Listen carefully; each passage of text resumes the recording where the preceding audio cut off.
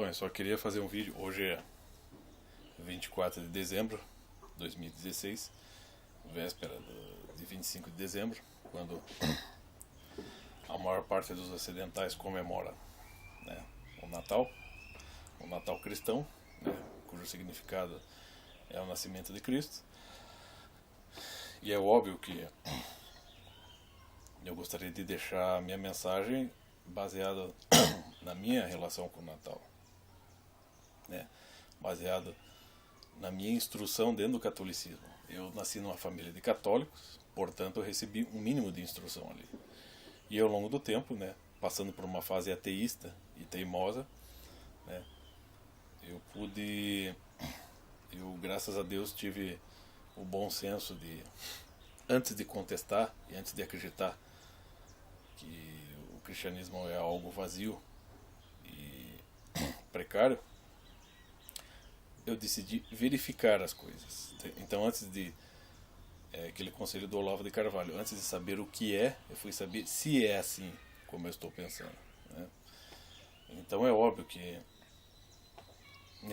acho que não há muita necessidade de ficar expondo aqui tudo aquilo de que o YouTube está sobrecarregado, né, a respeito de tantas versões a favor e contra o Natal cristão, contra a Bíblia, contra o catolicismo, contra o protestantismo, a ortodoxia, enfim, né? É um blá blá blá blá blá blá, blá, né? Que no fim das contas não chega a lugar algum, né? E normalmente essas pessoas que estão produzindo vídeos de longa duração estão mais enchendo linguiça e tentando convencer-se a si mesma do que de fato chegar a alguma verdade.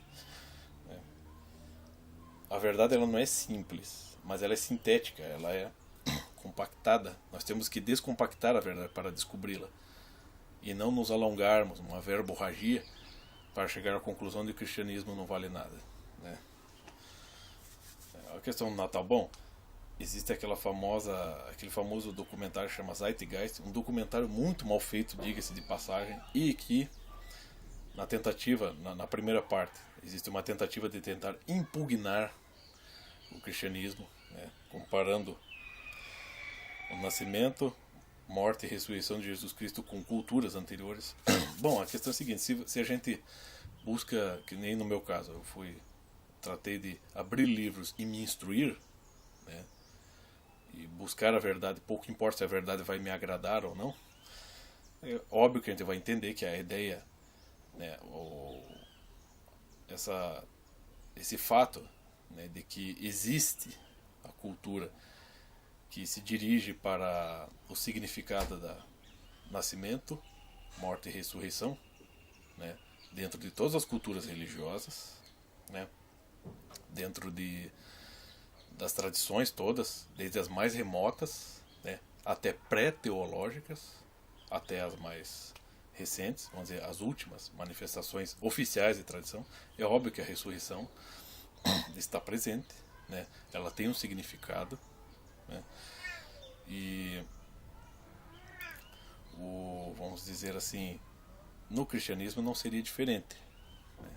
E para quem se interessa por entender o que é o cristianismo de verdade, basta, né, ler os evangelhos, mas ler com vontade. Antes de tudo, ler os evangelhos e depois estudar sobre os evangelhos, os comentários sobre os evangelhos, os estudos sobre o evangelho, os evangelhos, né? E fica claro que Cristo não veio propriamente fazer uma negação, ele veio reafirmar muita coisa, né? A ressurreição é uma coisa estrutural, tanto na existência humana quanto na própria existência biológica da natureza toda, do universo, né? Obviamente estamos falando mais do nascimento, e o nascimento virginal, né, Jesus Cristo. Bom, mas a questão é a seguinte: existe possibilidade de fertilização sem a conjunção carnal? Hoje é possível, né, com a ciência. É uma coisa quase milagrosa. Existe essa possibilidade, né? Cristo foi simbolizado pelo peixe, porque os peixes são aqueles animais que não procriam por conjunção carnal. A fêmea libera os óvulos e o peixe vai lá e os fecunda, Esse é o símbolo do cristianismo, no sentido de que, vamos dizer assim, a formação, né, a gestação de Jesus não poderia se dar, não que a conjunção carnal entre homem e mulher ela seja devassa, mas é que são outras condições, né? O homem e a mulher, né, podem podem ter vários tipos de relações sexuais que podem resultar ou não de gravidez. E as intenções na relação podem ser totalmente outras. Até estupros resultam de gravidez, né? E é óbvio que, então, nesse processo todo, né, a intenção e a disposição, vamos dizer, a disposição psicológica e espiritual de uma mulher para receber um filho, nem sempre ela é boa, nem sempre ela é positiva. Da mesma maneira que a disposição do homem que vai lá e tenha o ato sexual com ela, né? Que inclusive pode ser um ato de estupro. E portanto, vamos dizer assim, a gestação de Cristo não poderia ser de uma maneira tão acidental e muitas vezes tão inconsequente como acontece entre os seres humanos. O que não quer dizer que isso está tirando a sacralidade das pessoas. Todas as pessoas que nascem e todas aquelas que são abortadas são todas sagradas iguaizinhas, igualmente, têm os mesmos direitos. Eu não sou a favor do aborto, mas o parto virginal de Maria pressupõe uma disposição maior, que não é só carnal, é uma disposição espiritual violenta, né? Violenta no sentido de uma intensidade que nós não podemos compreender, né? E a ressurreição também está dentro dessa estrutura que é propriamente humana, né? Vamos falar a verdade. A ressurreição existe na natureza, existe no universo, né? Uma árvore, um animal. Uma árvore, ela tem um ciclo, nasce, cresce e morre. E ela pertence a uma determinada espécie. Uma árvore termina, uma árvore seca, né? Morre. Uma outra árvore pode crescer no mesmo lugar, da mesma espécie. Você tem sempre um ressurgimento, mas por que só que na natureza você não tem o ressurgimento daquela unidade, né? Mas aquela unidade, um gato, um cachorro, um elefante, um hipopótamo, uma árvore, uma flor, eles não têm uma personalidade, eles fazem parte de um ciclo, né? A natureza produz, né? Vamos dizer assim, a natureza faz brotar, surgir esses seres todos, mas eles funcionam conforme um ciclo, né? A árvore conforme o mecanismo que a faz florescer como ser vegetal, e os animais conforme os instintos. Os animais são movidos por instintos, né? Você não tem como contar a história do animal ou a história de uma árvore, né? Mas a espécie está sempre ali, se reciclando e ressurgindo, surgindo mais e mais seres. Na dimensão humana isso é muito mais complexo, porque cada indivíduo humano é insubstituível, né? Claro, um gato, você pode ter afeição por um gato, o gato morrer, ele é insubstituível, mas você adquire outro gato e de certa forma aquele primeiro gato, né, já não faz tanta falta. Um ser humano já é diferente. A história de um ser humano não pode ser apagada.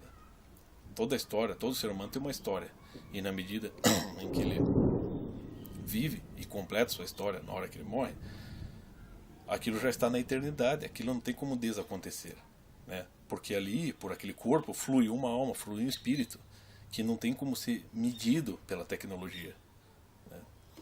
Então é óbvio que ele veio de um lugar, ele vai para um lugar. E é óbvio que aquela unidade não pode ser extinta. Então por isso que ela está sempre disposta a se ressurgir, né? Só que isso depende do Criador, da misericórdia dele. Ele quer que nós façamos. Ele não quer que nos anulemos, né? Deus não nos deu consciência, né, para que ele anule a nossa consciência, a nossa história. Ao contrário, ele quer que nós tenhamos uma existência eterna, né? Porque nós temos consciência da eternidade, embora nós estejamos no plano espaço-temporal. Não é porque nascemos no plano espaço-temporal que estejamos presos a ele, né? Nós estamos ligados ao plano espaço-temporal à medida que estamos vivos e estamos com o nosso corpo.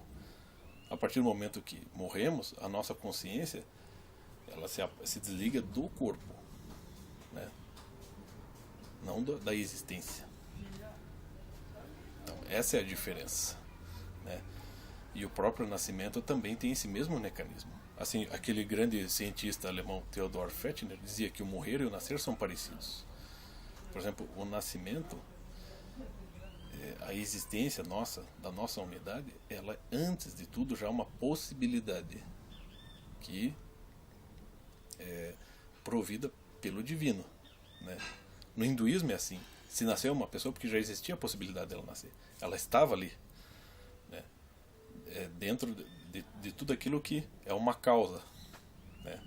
Se surgiu lá, se alguém pôde inventar um tanque de guerra, é porque existia a possibilidade do ser humano desenvolver uma engenhosidade a ponto de construir um instrumento daquele. Essa possibilidade existia, assim como existe possibilidade para muitas outras coisas. Tudo está dentro do possível, né? Na Idade Média não existia tanque de guerra. A partir do século XX começou a existir, porque uma engenhosidade humana foi capaz de criar um tipo de veículo, uma máquina daquela, né? Agora o tanque de guerra não faz parte da dimensão espiritual, ele só pertence à dimensão espiritual humana no sentido de que ele é um mecanismo com uma finalidade, né? Agora, aquilo que não depende de nós, o nosso nascimento não depende de nós, e a nossa morte também não depende de nós. Portanto, essa existência, né, essa estrutura fundamental ali, que permite que existamos e que está dividida em infinitas unidades que formam cada um dos seres humanos, ela já é possível. Portanto, esse é o primeiro processo para que possamos existir, né? Portanto, é sempre toda a existência, todo o nascimento, ele depende antes de tudo de Deus e depois da conjunção carnal. É pela conjunção carnal que a possibilidade daquele ser introduzido no mundo espaço-temporal, né? Portanto, o nascimento de Cristo não tem nada a ver com uma fábula, uma convenção, uma história carochinha. Ao contrário, é uma possibilidade até científica, né? E quer vocês acreditem ou não, esses ateuzinhos de YouTube que não sabem, cujo o desejo de saber não obedece a um amor pela verdade, mas a um amor às suas próprias convicções e um amor à negação até da verdade, né? Com toda a sua verborragia e suas justificativas lógicas, vocês não vão jamais não só tirar a verdade nessa questão da gestação virginal e da ressurreição, como vocês também não vão anular as motivações religiosas que vão prevalecer séculos e séculos. É isso aí.